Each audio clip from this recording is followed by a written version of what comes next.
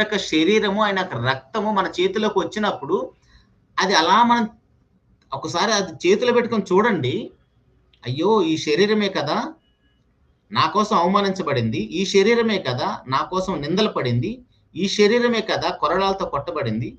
ఈ శరీరమే కదా! నా కోసం దున్నబడింది. ఈ శరీరంలో కదా! బల్లెపోటులు. ఈ శరీరానికే కదా! నిందలు. ఈ శరీరానికే కదా! అవమానాలు. ఇవన్నీ ఆలోచించేయండి. అసలు ఆ ముక్క, ఆ రొట్టె ముక్క మన గొంతులోకి దిగుతుందో లేదో ఆలోచించేయండి. Next Sunday ఆలోచించేయండి. ఆ రక్తము, ఆ గ్లాసు గాని, ఆ కప్పు గాని మన చేతిలోకొచ్చినప్పుడు,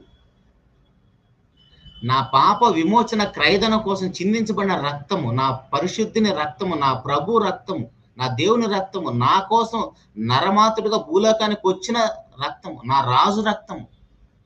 మన కోసం కనీసం మనుషులు ఎవరు కూడా చెమట కూడా చిందించరే.